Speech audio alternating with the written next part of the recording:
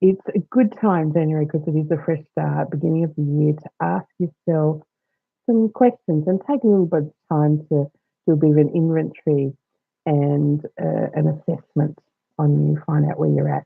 And so the first thing that I'm going to talk about is, what are you working on now?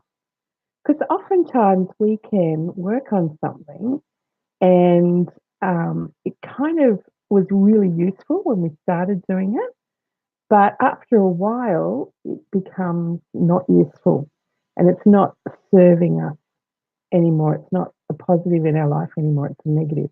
And like I think about Joseph when he went to Egypt and he was, you know, put into a position of great authority by the Pharaoh at the time.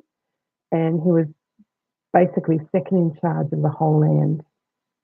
Only the Pharaoh or the king, the ruler, was above him, but he had full administrative control over everything, including the budgets, the treasury, all of that. Had, you know, a title, had people working for him, had new car, new clothes, new marriage, all sorts of things just worked out for him instantly. And then for years, like for 14 years, we're told of the extended influence that Joseph had. But after a while, his relatives had grown and prospered, but they weren't being as influential as they had when Joseph was around. In fact, they'd become slaves of other influential people. And and that's when God said to them, get out of here. The thing that was working for you, it's not working for you anymore. And there's better things for you. There's a promise up ahead. There's better things ahead. And so it's a good question to ask in January. Am I working on something that really its day is done and that there's something better that I could be working on? But make a list. I found this helpful. Just make a list of everything that you're working on. Sometimes you'll really easily be able to see when you make it visual like that in a list. Wow, I'm doing too many scattered things, or I'm doing too many things that aren't really about my core purpose and the meaning that I want to bring to the world. So do that. Make a list of what you're working on. That's question number one. What am I working on? Question number two, and I will warn you before I get to question number three, that I shared these questions with my friend John Finkeldy last year, and he didn't like question three. He thought that was a bit cruel. So brace yourself. Question two, though. Question two is, it's not just about you, it's about the wider um, community or industry that you serve. And that is, what is the biggest issue facing my community at the moment, or my industry sector?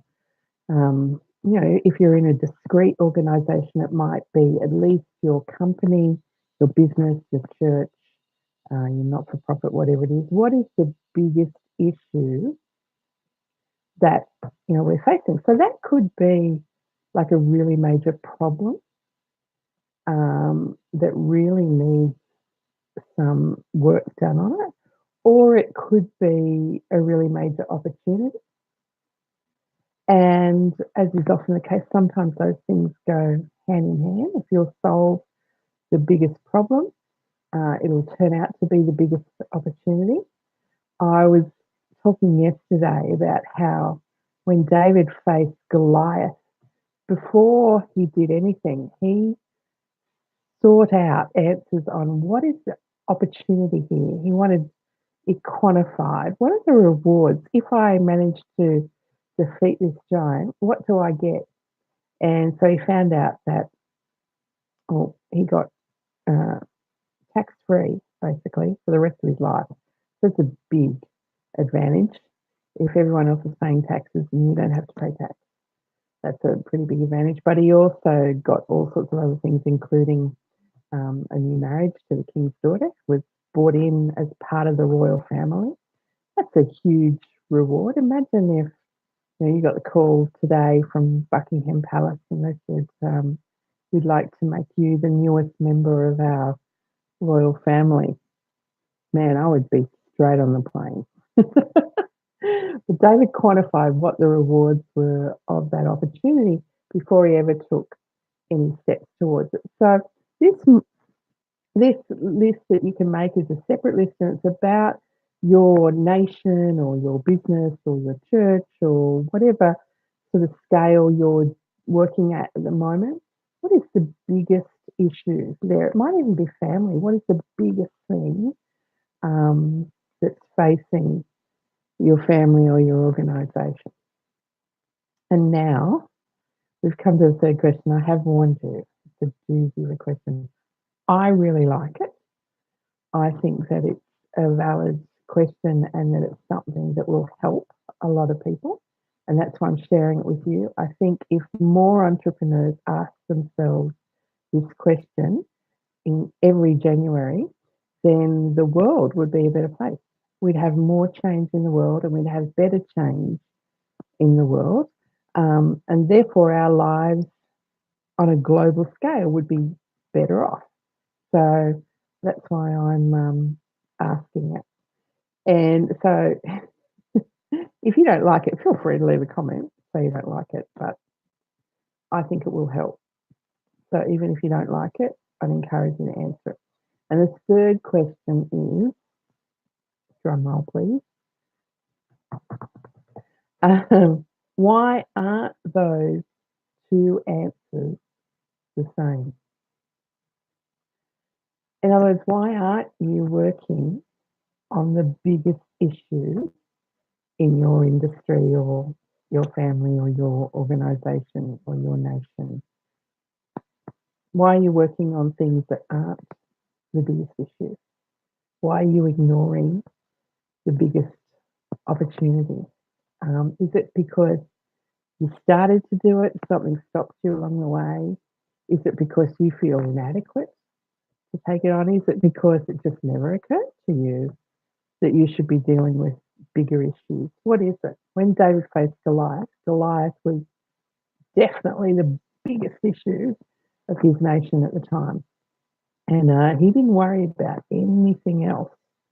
His father had sent him there to, take some cheese to his brothers, and he didn't really care about the cheese or the sheep that he'd left behind, or his brothers or his father's mission. He recognised, hey, this is something that is a bigger issue, and he wanted to be involved in it. He wanted to take it on. And even though he had no official authority to do so, he had no official response or accountability to do so, he just took the initiative. And I think that that's my prayer for this video, is that entrepreneurs will just take the initiative, that it will occur to them, hey, I can get involved here, I can do bigger things, and I can achieve more if I look at a bigger scale and start aligning my activities, what I'm working on, with what are the biggest needs and opportunities and issues in my sphere of influence, whether that's a global sphere of influence or, as I said, just your family or your business or wherever you're at the moment, what level you're working on, what is the biggest issue. Have a think about it. And I hope that you'll start working on those issues and start moving towards aligning your work with the biggest issues. So I hope that helps make this year the best year that you've ever had.